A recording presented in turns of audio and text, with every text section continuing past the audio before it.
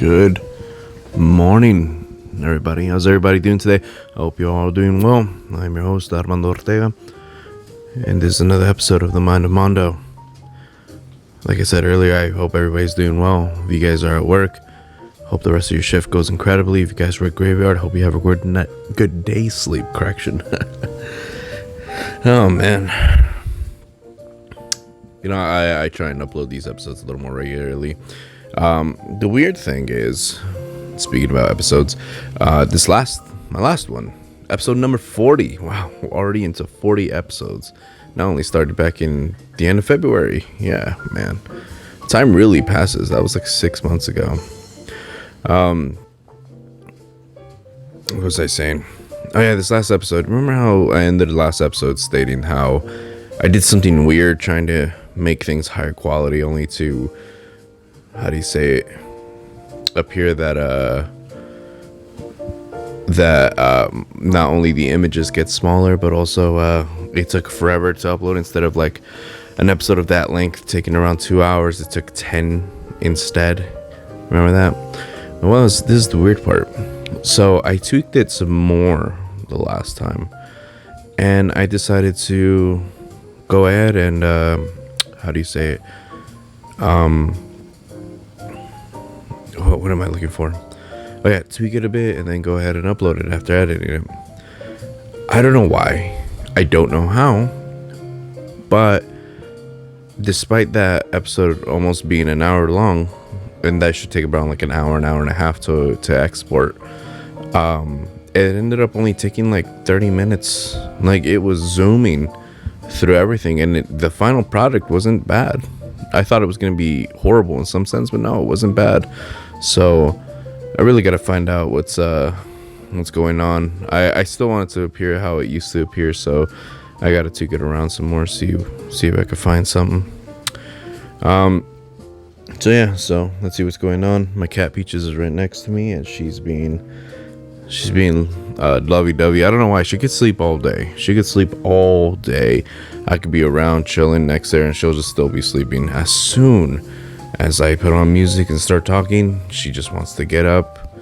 She wants to be all near me. She wants me to pet her. She wants me to just show her so much attention. It's adorable. I try and cherish moments like these, because if you have anybody or anything that you love, you know, time is a thing, and time happens to all of us. And just one day things aren't going to be the same anymore. So here I am, just petting my little girl. Hi, Peaches, I love you. Yeah. Well, anyways, listening to some jazz this morning. I actually don't get into work until 2 p.m. And I decided, hey, you know what? Just clean some stuff, organize real quick, make some breakfast. I actually had a delicious breakfast, actually. I already had my morning cup of coffee. And I was like, let me knock this out. Do a quick episode, edit it, export, upload, and then hit the gym, take a shower. I cut my own hair yesterday, so, you know, and it's my Friday, you know, feeling good. It's a beautiful, beautiful day. But along with beautiful days, my window faces towards the east, and the sun rises from the east. So in the mornings it gets really hot in here, so I was like, oh, you know, I have to put on the AC, put on the fan and everything, but you know, it's still a beautiful day from when I can see it. So yeah, so again, I hope everybody's doing great, and just a few things to talk about. Nothing really serious or anything like that, just, you know, just how life is and how entertainment is and everything like that. One thing I actually thought about this past few days, since I last uploaded, or last day or so, I forgot, is basically how, have you guys ever noticed that in movies and or TV shows or anything really, whenever a character gets introduced, like a fictional character mainly, they have an iconic look. They have a very iconic look. So if whatever form of media with that fictional character gets very popular and has incredible results, what is something that generally happens? The creators try and capitalize on it. Oh, look, they want more. Let's make more. Let's make more money. Let's try and expand more. And something that's very popular nowadays is basically trying to start a cinematic universe. Basically, Marvel pioneered that. I mean, there was other crossovers previously to that, but in today's age, Marvel has just been the one that pioneered cinematic universes. Give characters their own little movie and then just have them connect towards the end, or sometimes, hey, just tease to one character in another character's movie, or hey, special guest appearance. One second.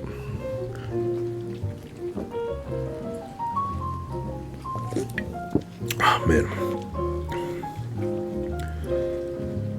Oh man. Excuse me. We have plenty of examples like that. We have the aliens, the xenomorphs. We have the Predators. We have Freddy Krueger. We have Jason. We have Leatherface. We have characters from Marvel, characters from DC, and everything. Where I'm going with this is this. Aside from trying to capitalize on the success and popularity of a character and try and turn it into a franchise, a very profitable, fan-fueled franchise, something, directors, creators, costume designers, and everything trying to do in order to keep it fresh is with every new movie, the look is updated. Updated from something in the past, altered the color, pattern, or whatever. We have examples like Captain America. You have in the first Avenger movie back in 2011, he wore aside from looking exactly comic book accurate with when he was just playing like a mascot, when he went actually out there to the battlefield, he had a suit that was bulletproof, a suit that was electricity proof and everything like that, and was actually created for combat and had the style of Captain America from the comics, but mixed in with World War II type of design. And it looked great. In the Avengers movie, when he came out again, they tried to go for a more comic accurate look while still trying to make it kind of look modern, but without all the bells and whistles. The straps were gone, the excess muscles were gone. It was just cloth over Steve Rogers' body. That's it. Then you had the costumes later on where they had all the lines, they had like kind of built-in padding for armor, and they had more of a modern militarized update and everything. And that's just how it kept going. I mean, I think in Avengers Age of Ultron, yes, they added one thing and one thing only that they never brought back again, and that was when Captain America's glove had magnets to call back his shield. That was sick. That would have been very useful plenty of times after that too, but they just brought it for that, and then they just never brought it back again. Anyways, but then there's occasions where the costume department, everybody who tries to update a character's look, puts effort into a new look, but doesn't put effort into trying to show it off, if you know what I mean. How do you call it? A good example of that would actually be, believe it or not, Freddy Krueger. Freddy Krueger has been through a good amount of costume changes throughout all the movies he's been in, but you don't notice them at all. You just see Freddy Krueger with his hat, with his striped sweater, his knife gloves, and that's it. And his burnt face. But did you know Freddy Krueger has burns in his face have changed various amount of times throughout the movies? Did you know that his sweater in the first movie isn't the same type of sweater in the following movies? Did you know he changed his pants a good amount of times? Did you know his height changed? Even the color of his burns changed and everything? Did you even know his burns, I think I already said that already, were different in all the movies? How do burns change, But that's what it is. And yeah, that's true what I said before. Freddy has had multiple height differences throughout the movies. And I doubt anybody, or at least any good amount of people, have even noticed that. because a lot of the movie takes place in the nighttime, in the darkness. Yeah, you have times where Freddy is out when the sun is out, in like a dream state, or like inside of a building with the lights are on. But still, it's not enough to really show off how he looks now or anything like that. People just see Freddy Krueger, and unless you point out those differences to people, more often than not, people are going to think he looks exactly the same. You can do the same thing with the xenomorphs. The aliens in the first movie were different than the aliens in the second movie, and the aliens in the second movie look different than the aliens in the third movie, but people wouldn't notice that unless you pointed out the like precise differences. Later on in the Aliens franchise, you have that the xenomorphs really started some major changes. You have like hybrid xenomorphs, like xenomorph human hybrids, where they have more of a flesh look, not just in smoothness but in color also. Then you have those white xenomorphs, and then you have like, it's different, you know. It has to be drastic for you to notice. But the other ones that usually have a different looking crest, or maybe they're taller, maybe they're shorter, or maybe they don't have those things coming out of the back, or they do still, or whatever, you won't notice them because the xenomorphs only really get shown in very dark scenes or at nighttime and everything. So no one's paying attention to the little subtleties over there, here or there. They just see a xenomorph. That's it. And again, like Freddy Krueger, unless you really point it out to most people, they won't notice it. What was another one? I have Freddy Krueger. Ant-Man. Ant-Man has had some tweaks to his costume and everything from his first appearance in the MCU towards his latest appearance. The only real significant one was the helmet, but it would still take people a couple of looks to really notice it, actually. Other than that, it doesn't really look different, you know? And so those are just 3 examples of how new changes to a character can be made, but if you don't put effort into letting people actually observe those differences, then what's the point, you know?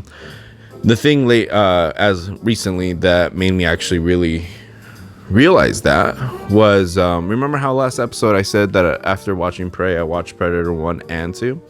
Well, Predator 1 is the iconic look of the Predator. The look everybody will see and instantly recognize it being the Predator, amongst other factors. But did you know that the Predator and Predator 2 looked completely different? You did it? Well, that's not surprised, because it surprised me also that he was supposed to look different. I mean, the only real thing you will notice, and that's if you put side to side the first Predator and the second Predator, is when they don't have their mask, the second Predator has more red on its head than the first Predator. Other than that, everything else looks exactly the same, but apparently not. Apparently not. Because turns out the second Predator, its armor was a completely different color. The second Predator, from the streets of LA, the second Predator, the color of its armor was bronze. And I had no idea that it was that color, because the only time you ever see Predator in the flesh without its cloaking device is when it's dark, when it's nighttime. The scenes where it has the Predators in broad daylight, the Predator in broad daylight, was scenes where it was completely cloaked at all times, and that was it. Everything else was just darkness, in an alleyway, in a building, at the rooftops, just complete darkness and everything. You just can't see it. You could only tell how the armor looks. You couldn't tell the color. And when you did see prolonged exposure to the Predator's armor in all of its entirety and everything, it's dark. The lights that are around are just one color. For example, the subway, you have the flickering lights, but it's mainly dark when you see the Predator there.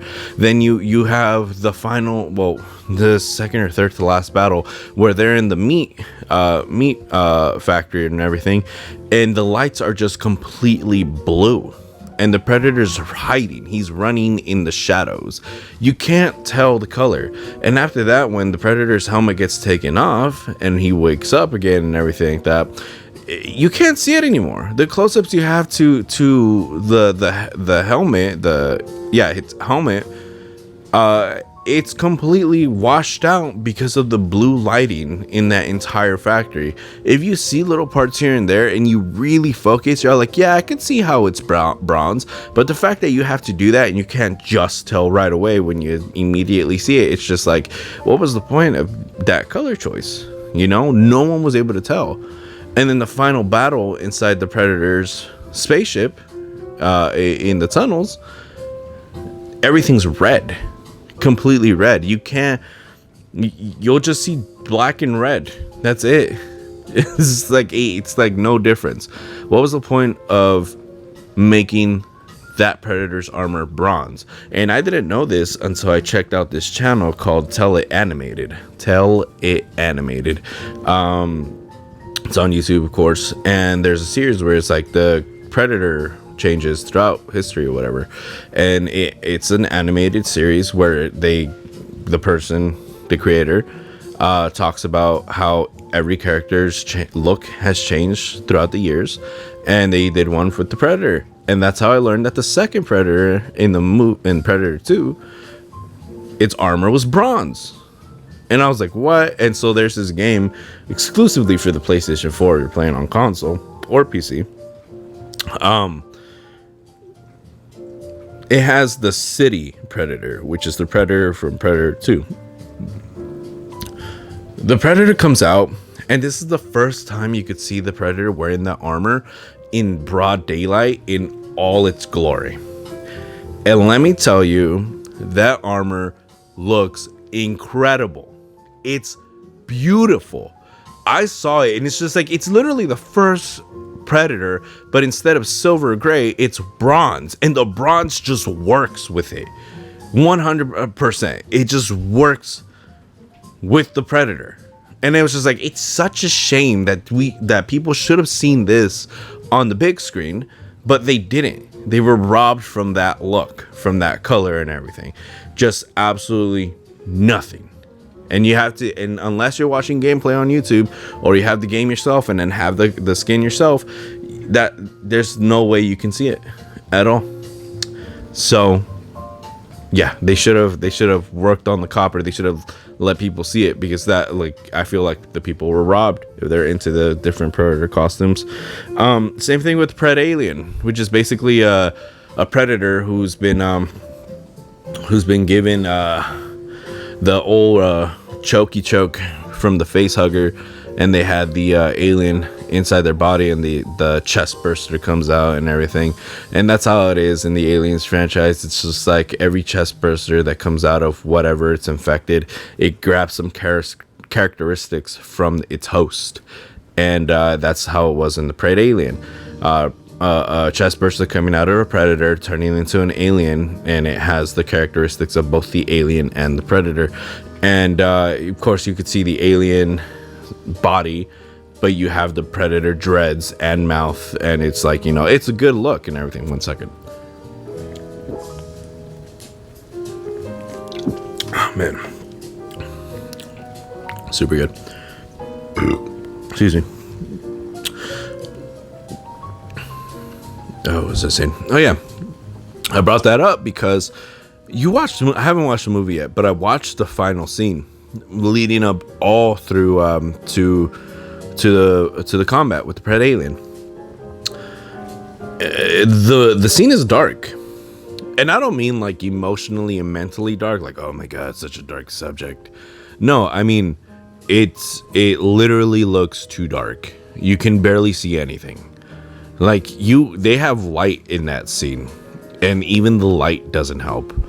I've read reviews where people saw the movie in theaters, where everything is completely dark, so you can see the picture at its most clarity. People were saying it was too dark even in the theaters, and I was like, wow, how can something like that just slip by? Do people not watch this before they actually release it or finish it and everything? There's this actual video on YouTube where they're basically like behind the scenes, the whole Pred Alien fight and everything. Well, there's this one portion of that video where someone, when they're getting ready to shoot the scene with the Pred Alien at nighttime, and one of the guys, I'm assuming the cameraman, he goes, guys, it's too dark. And I guess the director or something was just trying to be funny, and he was like, "Oh, shut up," and everything like that. But it was that moment, and a lot of people mentioned this in the comment section. It was that moment where people are like, he was making a point. It's too dark. You can't see anything, and that's the cut they released in theaters and in DVDs and everything like that. It's just you can't see it, and it was such a loss because now the only way to really see the Pred Alien is to like see people drawing it or see the costume behind the scenes and everything. You don't get to actually really enjoy it in the movie, despite the movie not being great from what I heard. And it's just like, what's the point? What's the point of putting so much effort, so much details, and so much, trying to be so new and fresh with a character's look if you're not going to put the effort to actually show it off in the actual finished product? It's absolutely zero sense. For the Predator, you could reuse the first Predator for the second one and people wouldn't have noticed. For the Alien, you could have used for the Pred Alien, you could have used just a alien costume and just attach dreads to it. People wouldn't have noticed. Freddy Krueger, same Freddy from the very first movie. Nobody would have noticed. It's just stuff like that. It's like, Captain America did a good job. Yeah, the costume was visibly different in every movie he appeared in. Hulk's the Hulk. So yeah. What else was I about to say? Said that? Okay. I think it's just going to be a short episode. Like I said, last episode, it's a good amount I want to talk about. And a couple episodes before where I was just like, I plan things out. Well, sometimes I don't. And today was one of them. But I just wanted to get that out of my chest real quick. It kind of helps me too. I kind of listen to stuff like this when I go to work and I'm just walking around with nothing to do. Well, anyways, something that I saw like a few days ago that really makes me think like, wow, this is where we live in now. This is the times that we're living right now. Wow, that's insane. I remember what Will Smith said once, like a couple of years ago or so, with his son Jaden in an interview. Will was like, I think they were touching upon the subject of why Jaden says the most cringiest stuff that he says and everything on Twitter or something. And Will goes like, you don't understand. We were all dumb when we were young. And he was like, I was dumb. I did and said dumb things when I was young. The only difference is we didn't have social media or Twitter, so we were dumb in private. It was just like, and it just made me laugh because it was just like, one, Jaden, he's cringe. I'm not gonna lie to you, he's cringe. I just think everything he says is cringe. But two, it's just like, that's the reality of things. Because time has passed by and technology has done nothing but progress and everything. It was like, how do you call it? What was I saying? People have felt the need to engulf their lives in social media. I was actually just talking about this with my homies last night when we were playing video games and everything. It's crazy how people haven't lived experiences that others have lived because they grew up in such a well taken care of, such a sheltered life. I'm not saying that's bad and nobody should do that. Actually, I feel like you're pretty lucky if that was your case and everything, but it's also not entirely inherently good. Reason because you grow up a certain way, you have a certain mentality you're growing up with. The certain mentality you've just have been having for years and years. And when life hits you, it's gonna hit you hard after it's blindsided you. And you'll have, most likely, more often than not actually, you'll be unable to really know what you're supposed to do. And that's the difficult part. There's somebody that, I've been following for a long time on how do you say it, on Instagram. Nice person from the looks of it and everything, but they have a problem. They have a problem where whenever they go anywhere with their family, mom, dad, go visit them at their parents' job or whatever, because social media is such a huge part of their life, such a huge thing that they do, they constantly drop their location on Instagram. And here's the thing, Instagram, it'll tell you like, hey, they're at San Diego, California. Okay. Did you know that if you click that thing that says San Diego, California, you think it's just going to generalize all of San Diego? No. You click on San Diego, California, it's going to show you the exact location where they're at, the exact area. People should have known this already. It's been around for years. It's been that way for years, but it'll show the exact location, which is why it's just like, hey, maybe don't tag your location wherever you go. I know people are like, oh, I want to show them where I checked in at. It's like, why? Like, why? You know, the last time I ever checked in at somewhere was probably like 2018 when I went to go see Whitechapel in the House of Blues in San Diego. But that was it. I haven't checked out in anywhere after that since, you know, and that was like almost 4 years ago. And how do you say it? Yeah. So that's the dangers, because let's say, and this has happened in the past before. So I know it's not just me being hella paranoid saying this.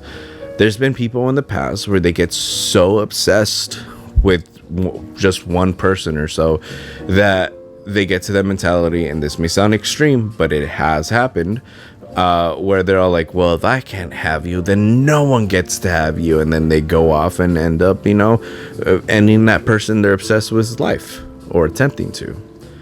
And that's the dangers.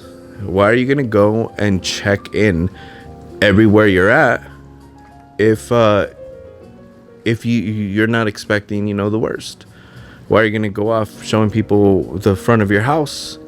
You think people won't be able to like pinpoint landmark locations and find out where you're at exactly?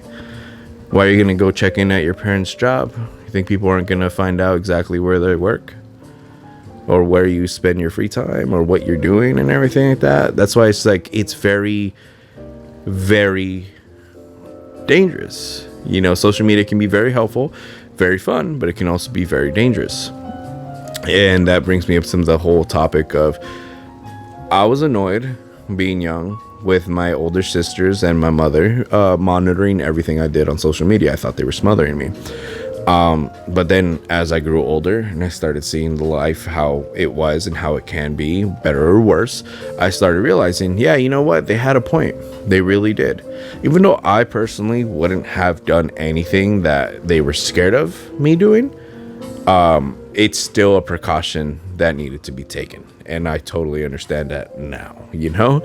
And so I'm just like, I'm a pretty big advocate of, hey, monitor your kids. Pay attention to your kids. Like, really, honestly, personally, this is me personally. I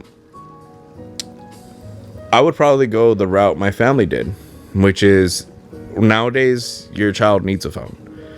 But that phone is only going to do phone calls, and it'll have limited texting. Oh, you need to let your kids have fun. I'll let them have fun, but I'll make sure that I know exactly where they're at. I'll make sure that they're safe and everything, because giving kids too much liberty is also asking for trouble.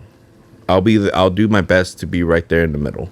I'll have some leeway here and there, but I'll do my best to be there in the middle to show that, hey, I'll let you have your fun, but you got to know that you're not going to get away with everything that you want to get away with. So it comes down to social media. It comes down to everything. You know, you let social media raise your kids instead of you. You're going to wonder why they peaked at like high school or something. The reason I bring this up is because, aside from what I was telling you earlier, it was, there's this story that came out about a week ago or so, where it was, what was it called? It was Chicago's Lollapalooza Festival. Chicago.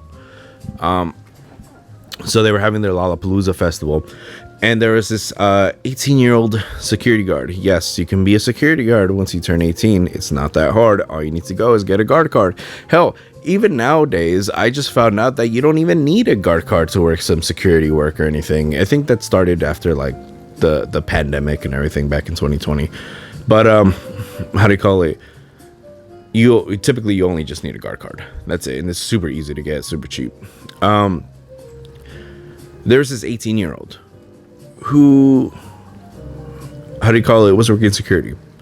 Let me ask you guys a question.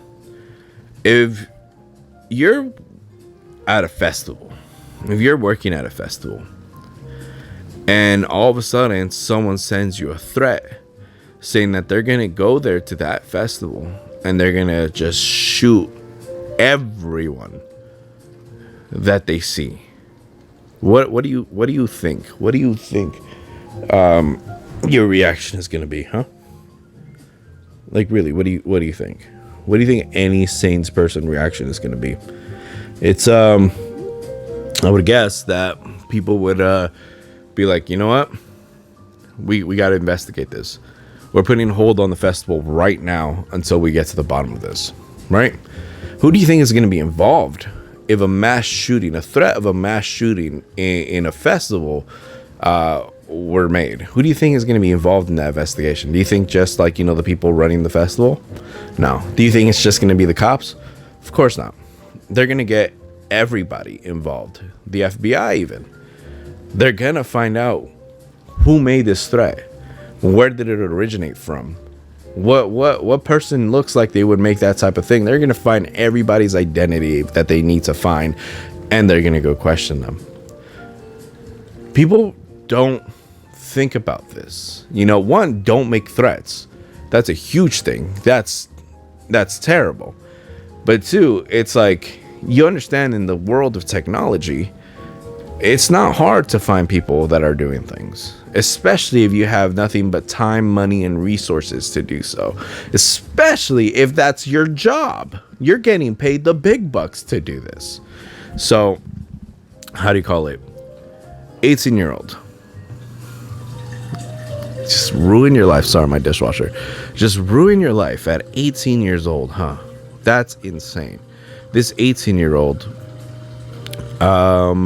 decided to use a different device to send her supervisor a threat stating that there was going to be a mass shooting anonymously.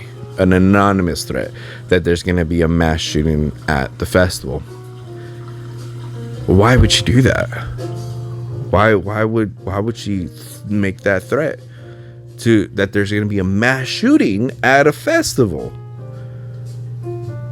Well, it's because she just didn't want to go to work all day. She wanted to get off of work early. That was it. That was the reason. They couldn't make the typical lies. Oh, my grandma died. Oh, my tire popped and there's no way I can get to work now, Got into a car crash. No. She couldn't say any of that. I couldn't even just call out sick. The classic, oh, I'm too sick. I'm sorry. No. Decided to make a mass threat, a felony threat. And here's the problem. Despite using a different device and being anonymous, she decided to use her same IP address. So this girl, got a different device that was not registered to her, at least from what I'm reading, and decided to connect to her own Wi-Fi. and then send a threat out. That was it. And so when the FBI got involved, they were able to trace that IP address and connect it back to her. And then she sang like a canary. And guess what? She's in jail now. She's 18. She's an adult. She's going to get tried as an adult. Those are felonies. And she's going to go to jail, away to prison for a long time. That's how it looks like now. And yeah, all because she just wanted to leave work early. And that was it. The funny part is, you think about it now, it's just like, hey, if you just didn't do any of that and just went to work, you would have been home already. Now you're sitting in a cell. How does that feel? How dumb do you feel? I'm not gonna beat her too much because yeah, she's in the end of she just barely started her adulthood, but at the same time, it's just because you're legal of age doesn't mean you're mentally mature enough and everything. And I'm trying to say there shouldn't be any excuse to do anything as stupid as that, but at the same time, it's just like, where were your parents? Where were your guardians? You know, if you didn't have any, or you just had some that just didn't care about you, I'd understand. But it's just like, you know, it's insane. And I forgot where. I think it was somewhere in, I think Norway or somewhere in those countries. There's this young girl on Twitter who decided to tweet out saying that her name is Mohammed something, and she's with Al Qaeda. She's at this airport, and what do you call it? There's gonna be a bomb threat or an explosion. You know, like I think the tweet said, "There's gonna be a special surprise." I'll try and post it up if I find it. Anyways, the airlines responded. It's like, "Hey, we take these threats very seriously." And yeah, they launched an investigation, had the FBI involved also, I think, or whatever their version of that is. And she deleted the tweet and started responding back to the airline, being like, "Oh, I'm so sorry. My friend did that joke. I don't know why she did that. This and that. Oh my God, I'm sorry. This and that. I didn't mean to do, like, she didn't mean to do that or anything like that." Well, that was too late. You had the feds involved already. So the feds went up to her and everything. Keep in mind, she's underage, and this is a different country. Went to her house, took her in and everything, questioned her. Once they determined that she was not gonna do anything that was written on that Twitter, they let her go. But what do we learn? Monitor your kids. Limit their time on social media. Just like, you know, with all these restrictions, you have restrictions on streaming apps. You have restrictions on Disney Plus, even, and it's Disney Plus. You have restrictions when it comes down to your phones, to your tablets, to everything. They're called parental controls. And the reason those are there is because people recognize that kids are not mature. Kids don't have the sense to make their own decisions and have it be correct, because kids don't think with logic. Kids think with what they like right then and there, or what they think is funny right then and there. It's very, very risky to just give a little kid a device that has access to absolutely anything in the world and expect nothing to go wrong.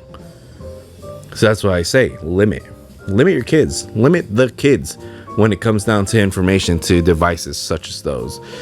You're gonna find people who think that Jake Paul is a role model, and guess what? Next thing you know, they're gonna go out there and scam other kids to gamble. And you're gonna have people thinking Logan Paul is a role model, and then you're gonna have them go and film people and put in their thumbnails and videos when they just committed suicide and everything. You want a planet full of those kids? You know? Do you really want something like that? You don't, because that's just going to be absolutely horrible, and this world will just implode. That's what I think. That's what how I like view things and everything.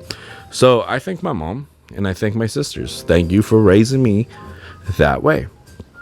I know it was annoying for me, because, you know, even though personally my mind was never on any of that type of stuff, it's still, I understand why choices like that were done. And rest assured, personally, that's what I'm going to do with my kid. You know, like I said, I'm still going to give him a phone. I'm going to give him a phone because they need to call me. They need to call 911. They need to call their mother or anything. That's fine. I'll let them have fun with their friends, whatever friends they make, as long as I make sure their friends are good company. But they're going to have restrictions. Unlimited texting? No, you're not going to spend all day texting on that phone. You're going to have your limits. It's like unlimited, like if they even sell minutes individually, it's like, yeah, you're not going to be talking all day on that phone. It's just like, you want your own laptop? We're going to have a house computer. You need to do homework on the laptop? There's the computer. Go ahead and do your work. It's going to be in the living room. You know? You want to play your PC games, you're going to have it in the living room. You're going to have fun playing your video games in the living room. But when it comes down to personal technologies and everything like that, and just like wasting your life away, your childhood, your youth, no, that's not going to happen. I sound like an old geezer and everything like that when I say this, but it's just like, I didn't have my own cell phone until I was a junior in high school. And at that, it was only to make phone calls. I didn't have the ability to text until my senior year of high school. It's just like, that's how long I had to wait. And before then, what was I doing? I was just going to school. I was talking to my friends on my off days. I was still using payphones. I was still using payphones. If I needed to, call anybody at any point or whatever. My family still had house phones too. So like nobody had their own individual cell phone. And yeah, it's just like, that's just how it is. But I'm grateful for it, because at the end of the day, I got to actually enjoy my youth, my teenage years, my childhood and everything, not being drained away on TV or video games, but going out, running, skating, playing with my friends, etc., etc. Imagination is the best thing at all for everything. I mean, like, hell, I still even spend time from time to time just sitting down, either talking to myself or just thinking about stuff. And before I know it, it's been over an hour. It's been 2 hours, and I'm like, oh crap, might as well get stuff done now. And I'm like, here I am sitting down, 41 minutes in, almost 42 minutes, just talking to you guys. It's just that's just how it is. Exercise the mind. There's nothing wrong with entertainment physically or electronically, but you should also be able to keep yourself busy, occupied, entertained, but just your own mind, with just your imagination. I mean, I've been trying to start reading books a lot more, not just on a Kindle or e-reader or whatever, but actual physical books, just to just stimulate the senses. But yeah, that's really all I got to think about that. Costumes, you're making new costumes, put in the effort to show it off. There's nothing wrong with that. Yeah, it's ridiculous. I think I already found a photo. I'm gonna put it up and everything. Other than that, I'm enjoying my hyphy juice. I explained it to you guys last time. Hold on. Oh man, I just finished my hyphy juice. Just been listening to the smooth jazz, super nice. It's my Friday. Tomorrow I'm actually planning on getting up early, getting changed, and taking my lady to her job, so I can take her there, take her car, grab a quick bite to eat, and then work on her car before she gets off of work. Change the rotors, change the brake pads. The rears are both weird. I already did the fronts, so I gotta go through the back and everything. And yeah, well, anyways, thank you all. Thank you for spending your time listening to another episode of the Mind of Mando. I've been your host, Armando Ortega, and I hope you guys have a wonderful